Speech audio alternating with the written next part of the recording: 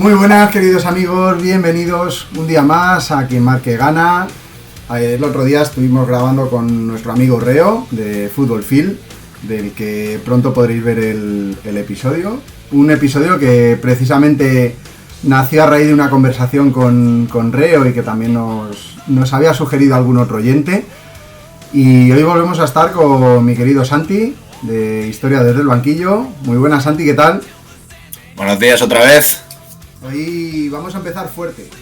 Vamos a empezar con la historia de un futbolista que ganó un Balón de Oro y que, para quien no lo sepa, estuvo a 1,5 millones de euros de fichar por el Sporting de Gijón.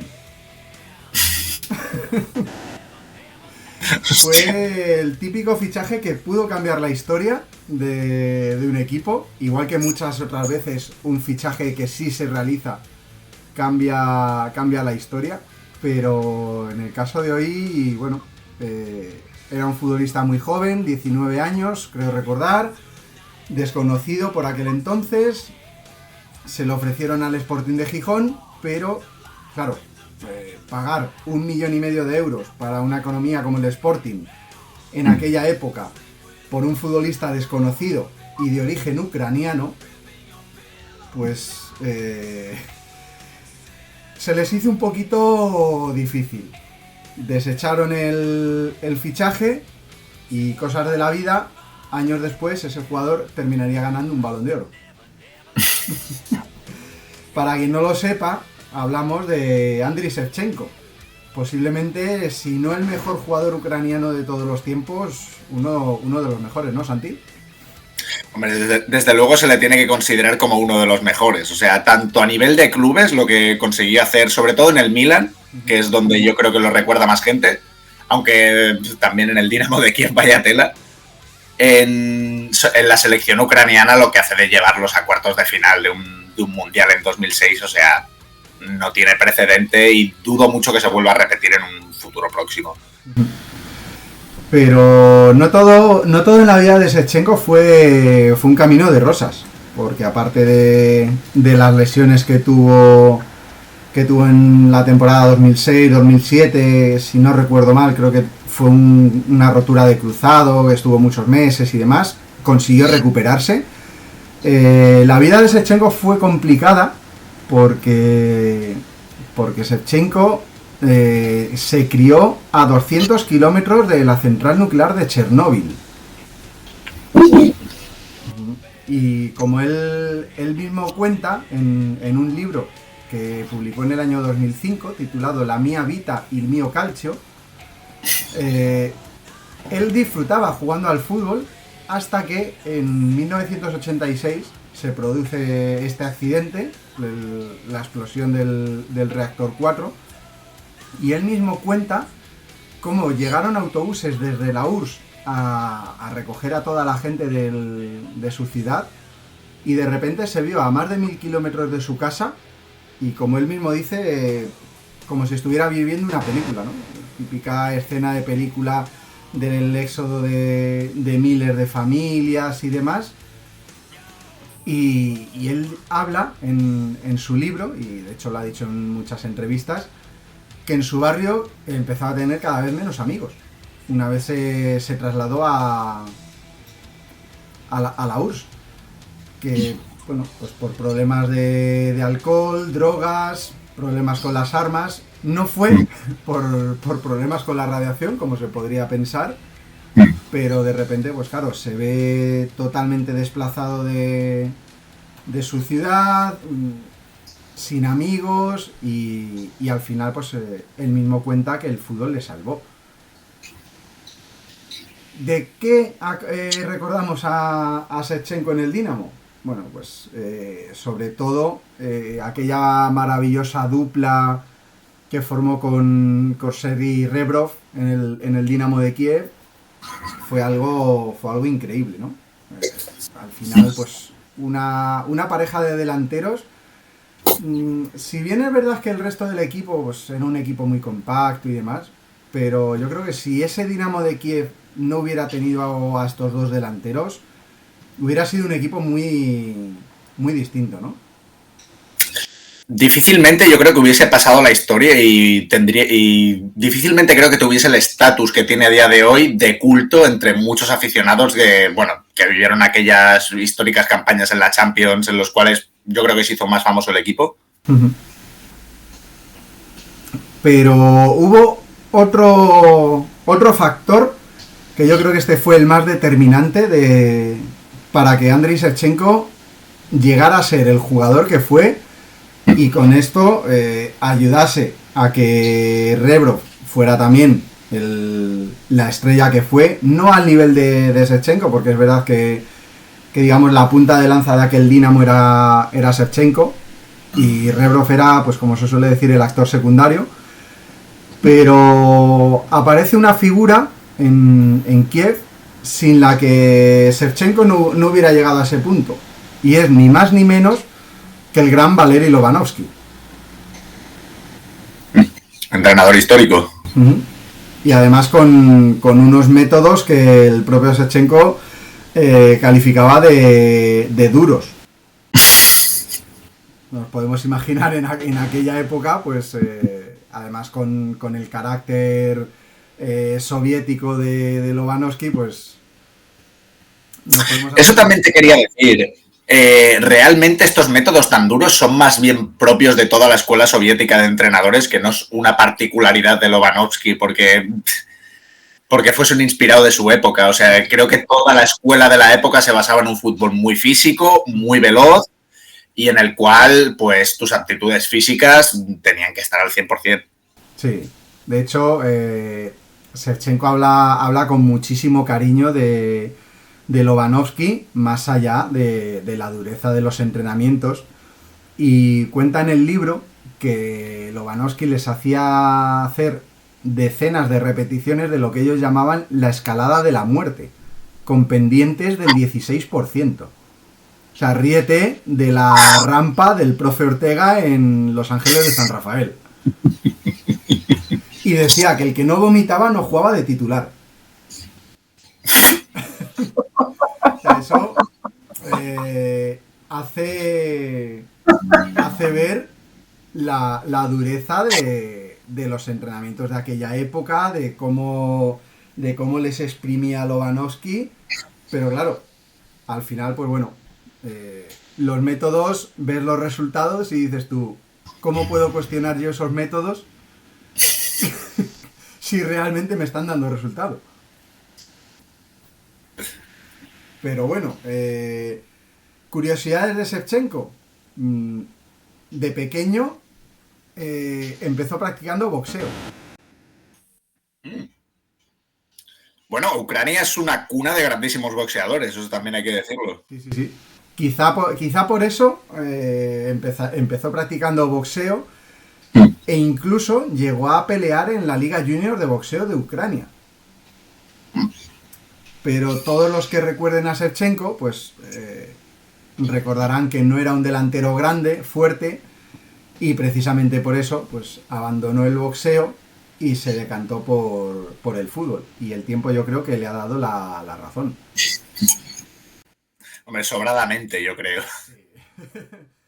Bueno, a lo mejor nos hemos perdido un Vitaly Klitschko, ¿eh? Eso nunca lo sabemos. Bueno.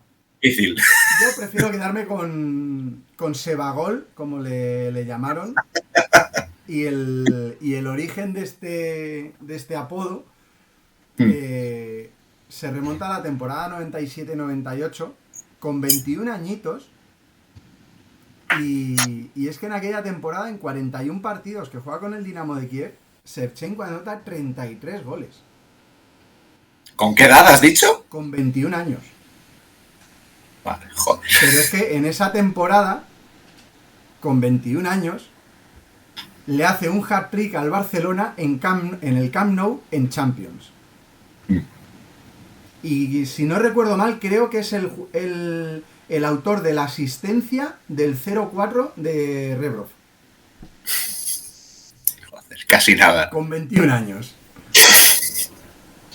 Pero claro, el año siguiente, ya con 22 añitos, que sigue siendo un jugador súper joven, le hace un doblete al Real Madrid en los cuartos de final de Champions llevando al Dinamo de Kiev a las semifinales, donde caerían con bastante honor, si no recuerdo mal, con el Bayern Múnich.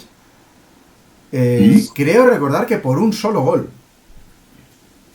Hostia, no recuerdo ahora mismo. Creo que empatan un partido y pierden el otro con el Bayern Múnich y se quedan a un gol de haber jugado la final de Champions, que luego ganaría el Manchester United con aquellos 2 goles en la prórroga, precisamente al Bayern Múnich.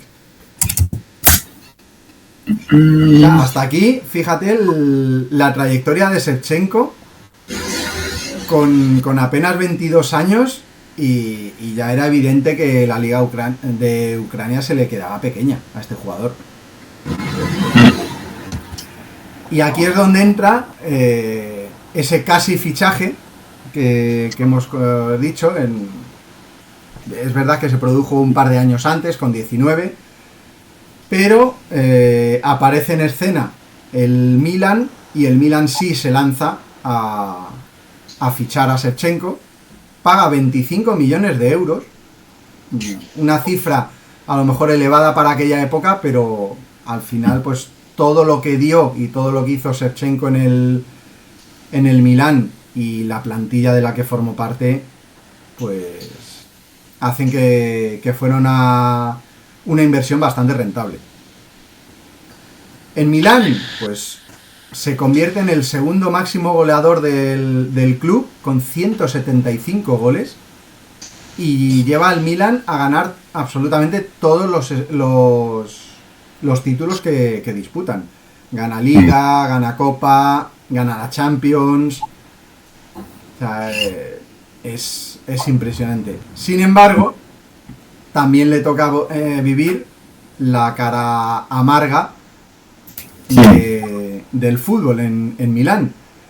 Y es que en 2003 el Milan llega a la final de Champions contra el Liverpool de Xabi Alonso, entrenado por Rafa Benítez, y después de ir ganando 3-0 al descanso, el Liverpool en una segunda parte absolutamente memorable empata a 3 y se llega a los penaltis, porque en los últimos minutos de la prórroga Shevchenko falla 2 goles cantados, pero es que encima en la tanda de penaltis falla su lanzamiento, que es el lanzamiento decisivo que lo para Jerzy Dudek y le da la Champions al Liverpool. Sí, bueno, respecto a lo de los goles cantados, si no me falla la memoria, hay uno de los que falla ya al borde de los penaltis, que realmente es una sacada bajo palos de Dudek. Que ese día yo no sé qué pasaba, era la fusión de Pfaff con Buffon y Cech a la vez, todo. Bueno, fue increíble. Y más que una segunda parte, mi recuerdo de ese partido es que fueron 10 minutos en los que se rompió absolutamente todo. Sí, fueron 10-15 minutos brutales. Que el Liverpool salió pues a morir, estaban ya casi muertos y dijeron vamos a morir. Y fue espectacular, ¿eh? Sí, bueno, ha pasado la historia como el milagro de Estambul, o sea, hay poco más que decir respecto a eso. Sí. De hecho, acabas de nombrar la palabra milagro y yo creo que para cuando terminemos este especial de jugadores históricos de la Eurocopa, podemos intentar hacer uno de los mayores milagros en el fútbol. Oye, no es mala, tema un Leicester, el de Berna del 54, hay material para tirar. Milagros, pero en partidos sueltos, ¿no? Porque al final en temporadas, ya. Bueno, ahí influyen muchos más factores, pero lo que tú dices, el milagro de Berna, el del Liverpool, la final de la Copa de la UEFA del Leverkusen, que le remonta un 3-0 al Español. Es verdad que es a doble partido, sí, pero tienes que remontar un 3-0. Bueno, o la FA Cup del Wimbledon del 88, con Vinnie Jones y compañía ganándole al Liverpool. Casi nada, Vinnie Jones. Y bueno, luego, volviendo al tema de Shevchenko, llegamos al año 2004, espectacular, máximo goleador de la Serie A, 24 goles. Shevchenko es un delantero que yo creo que en una liga tan física y tan táctica como la italiana, ha mantenido unos registros goleadores que para mí es espectacular en la época actual, porque en más de 2-3 temporadas creo que pasa la barrera de los 20 goles, que no es nada fácil hacer 24 o 25 goles en Serie A. Vale, es verdad que juegas en el Milán, tienes los compañeros que tienes, pero tienes que hacer goles. Hay tanto, y que a ver, bueno, esos 24 dices que los hacen Serie A. Serie A. Y creo que no tiraba penaltis, Hostia. Pero es que, a ver, realmente esos registros, o sea, son extraordinarios, pero son lo normal. Yo noto que, por ejemplo, gente de mi generación tenemos un sesgo enorme porque nos hemos criado viendo en la Liga Española a Messi y Cristiano Ronaldo y pensamos que lo normal en un Pichichi son 45 goles. Eso no tiene ningún sentido. O sea, este año el Pichichi en Liga Española ha estado a 23 goles, que es lo normal. Sí. Pero bueno, por eso te digo que no tendamos a infravalorarlo. 24 goles en Serie A es espectacular. Sí. Un gran registro. Y aparte, bueno, la delantera que forma en aquel Milan con Filippo Inzaghi, con Kaká por detrás, con Pirlo y con Seedorf. Es que el Kaká del Milán, de verdad, es otra cosa. O sea, lo que llegó al Madrid fue la sombra de lo que un día fue Kaká. Sí. Bueno, también tuvo mala suerte con las lesiones, también, todo hay que decirlo. Pero, hostia, el Kaká del Milán era otra cosa, Fue espectacular. Yo recuerdo la exhibición que hace en un partido de Champions en Old Trafford. Sí. Es brutal. El mítico gol que se la lleva con la cabeza. Sí. Es que fíjate, eres delantero del Milán. Tienes por detrás a Pirlo, a Seedorf y a Kaká. Que a esos tres les cuidaba las espaldas Gattuso. Iniesta, ahí atrás en la zaga, sí, ¿no? Es increíble. O sea, es que tienes que hacer goles, sí o sí. Y llegamos, como decíamos, al año 2004 y gana el Balón de Oro, superando en las votaciones a un tal Ronaldinho. Casi nada eso, Pero es impresionante, Luego, por ejemplo, si yo te dijera quién es la víctima favorita de Shevchenko, al equipo al que más goles le ha metido. Lo veo un tío que se viene arriba cuando el partido es tenso. Te diría el Inter. ¿Sí? El Inter le metió ni más ni menos que 15 goles. Joder, no son pocos, ¿no? Sí. De hecho, cuando estuve buscando datos, justo cuando llegué a encontrar me aparece una foto de Shevchenko marcando un gol al Inter en Champions, con Lucio, creo que es detrás de él, y con Francesco Toldo como portero del Inter. Una fotaza. A ver, la Serie A de principios de los 2000, vale que no es la de finales de los 90, pero aún les quedaba leña para un buen rato. Sí, hasta 2003, 2004, yo creo que... Hasta el Calciopoli. Realmente es hasta el Calciopoli, que ahí ya empieza a ir todo para abajo, se mancha mucho el nombre de la liga italiana y bueno, y tienes a la Juventus en segunda. Y yo creo, vamos a hacer aquí un pequeño inciso, yo creo que ahí a los equipos italianos también les pasó lo mismo que está pasando ahora en España, y es que ficharon y pagaron sueldos por encima de sus posibilidades. Y llegó un momento que eso ya era insostenible, y se está viendo ahora aquí en España que los equipos ya no pueden fichar, salvo por ejemplo el Real Madrid, porque tiene toda la estructura que tiene, la economía que tiene y la dimensión que tiene. Ningún equipo está pudiendo fichar, digamos, de manera competitiva. Tienes que hacer encajes de bolillo. Bueno, lo del Barcelona lo vamos a dejar aparte, porque un equipo que tiene la situación económica del Barcelona y que aún así sigue fichando, habría que ver de dónde sale ese dinero. De hipotecar las joyas de la abuela, básicamente, pero... Y por eso te digo que habría que rascar mucho y nos daría para unos cuantos podcasts. Posiblemente. Pero bueno, ya te digo, 15 goles con la camiseta del Milan al Inter.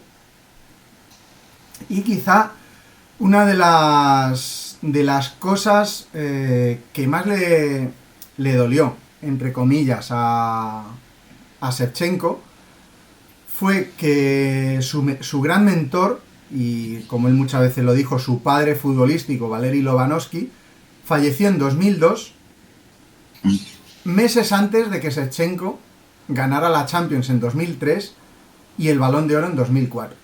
De hecho, hay una foto de Andrei Shevchenko al lado de la estatua de Valeri Lobanovsky, mostrando el Balón de Oro en gesto de profunda admiración para su padre futbolístico.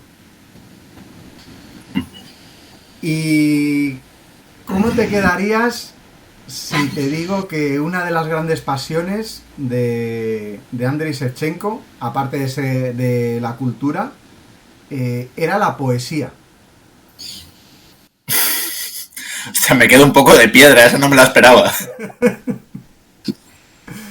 Pues sí, era un gran admirador de un poeta ucraniano llamado Taras Shevchenko, casualmente con el mismo autor, con el mismo apellido, perdón. Y bueno, él mismo reconoce que durante las concentraciones, sobre todo en su época del Dinamo de Kiev, solía leer libros de este autor y jugaba, hacía un juego, una competición con el kinesiólogo del Dinamo de Kiev. Entiendo que es el fisioterapeuta del Dinamo de Kiev. A ver cuál de los dos era capaz de recordar más versos de los poemas. O sea, Hostia. fíjate, o sea, son datos de un futbolista que no te esperas, ¿no? Pues eso, que le guste la poesía, que no viene a ser, no viene a ser lo habitual, pero también es verdad, viendo vidas de deportistas soviéticos, que yo creo que digamos, de ese lado del mapa, promovían también mucho la cultura, ¿no? En los países soviéticos eran, digamos, más aficionados a ese mundo que a lo mejor aquí en esta zona de Europa, Alemania, Francia, España. A ver, aquí entran en juego varios factores. O sea, primeramente es que, a ver, ya Shevchenko, aunque haya recibido una influencia muy notable de lo que es la escuela soviética de entrenadores, es una persona que su fútbol lo ha desarrollado ya en época postsoviética, clarísimamente. Pero aquí el tema es que durante muchos años imperó en los países del este una visión política en la cual mente y cuerpo tenían que ir de la mano y los deportistas eran un ejemplo para la ciudadanía. Entonces se intentaba promover este tipo de cosas, que en entrevistas, pues aparte de promover su ejercicio físico y sus buenos hábitos, promoviesen también la lectura o actividades culturales o afición por el teatro o cosas que fuesen consideradas buenas para el desarrollo intelectual de la población. Y aquí luego también entran en juego otros factores, como que en tema de patrocinios, en tema de el dinero que movía respecto a las ligas de la Europa Occidental, siempre ha sido de un volumen bastante inferior la facturación. Entonces, de alguna manera, el futbolista a lo mejor no no se ha visto tan metido en esa vorágine de consumo en la que sí que vemos que a veces en el fútbol occidental ya vemos a futbolistas que acaban de firmar su primer contrato profesional y ya están con un coche de lujo, con una gran casa y tal. A lo mejor eso no se estilaba Incluso antes de firmar ese contrato, se con hacía. 18 19 años ya cobrando 4.000 euros. Sí, sí, sí. Pues Bueno, te voy a ahí. dar un dato, que ahora mientras me comentabas tú esto, he estado buscando el año exacto y me acabo de sorprender porque yo encontré la historia de que Shevchenko casi ficha por el Sporting. Y es que es muy curiosa esta historia. Y es que pues cuando era todavía menor de edad, Shevchenko fue a jugar un torneo en la Alcudia, en Valencia, siendo juvenil. ¿Qué pasó? Pues evidentemente Shevchenko se salió en aquel torneo y llamó la atención de Antonio Santos, que era algo así como el ojeador, el scout del Real Valladolid. Ojo. Y tenía muy buena relación Antonio Santos con Iñaki Urquijo y Javier Vergara. ¿Quiénes eran estas dos personas? Pues eran dos representantes que estaban especializados en el mercado soviético. Y la conversación fue la siguiente. Iñaki, he visto un delantero juvenil ucraniano en Valencia que nos encanta. Pregunta precio. Le dijo Antonio Santos a Iñaki Urquijo. La respuesta de Iñaki dice, precio, ya te lo digo yo, $1.000.000. Claro, pagar en aquel momento $1.000.000 por un chaval de 17, 18 años. Tú fíjate lo que hubiera podido cambiar, porque en aquella época es verdad que a lo mejor no se estilaba tanto que a equipos pues como el Valladolid o el Sporting, si les despuntaba un jugador, se lo llevaran enseguida. Pero claro, es que hablamos de una época en la que el Sporting de Gijón había fichado a Nikiforov, Kucharski, Lediakov y Cherisev. Pero claro, era 1 millón y en aquellos momentos pues lo dejaron pasar, se quedaron enamorados del delantero, eso sí, pero fue algo doloroso, ¿no? Porque al final, bueno, de hecho, el propio Iñaki reconoce que se les escapó el fichaje de Shevchenko 3 veces. Claro, la segunda vez que llegó a estar cerca el fichaje fue después del 0-4 al Barça en el Camp Nou y ya pedían 18 millones de euros. ¡Ay, amigo! Tenía que pasar. Y luego ya, pues bueno, ya pasaron los años, Shevchenko ganó el Balón de Oro y ¿qué pudo haber sido si el Sporting hubiera desembolsado ese 1.000.000 de euros y hubiera fichado a Shevchenko? A ver, no quiero demeritar aquí al Sporting, si alguien del Sporting nos está escuchando ya que me perdone, pero existe la posibilidad de que le arruinasen la carrera también y de que no hubiésemos tenido al Shevchenko de hoy, que lo hubiesen dejado en el banquillo. Los ISIS en el fútbol son la cosa más dolorosa que hay. Sí. Pero bueno, no quiero... Así que, Santi, queridos oyentes, hasta aquí hemos llegado hoy con esta apasionante historia de Andriy Shevchenko. Hoy nos hemos salido del guión habitual, dada la magnitud de la historia de Shevchenko y la multitud de datos, de anécdotas, porque normalmente pues en lo que nos ha ocupado hoy Shevchenko solemos meter 2 jugadores, pero creo que Shevchenko es una figura de una dimensión espectacular y hemos decidido cambiar el formato hoy. El próximo capítulo nos va a llevar a Bélgica y Santi nos hablará de Jean-Marie Pfaff, auténtico icono y leyenda del fútbol belga.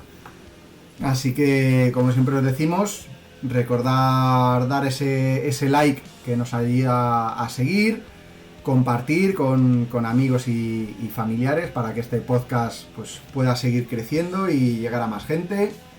Y sobre todo no os olvidéis de hacernos vuestras sugerencias, de darnos ese feedback y si hay algo que no os guste, pues decírnoslo para que podamos corregirlo y seguir dando ese contenido que os pueda gustar. Y como siempre os decimos, Santi, quien marque, gana. Nos vemos. Pronto.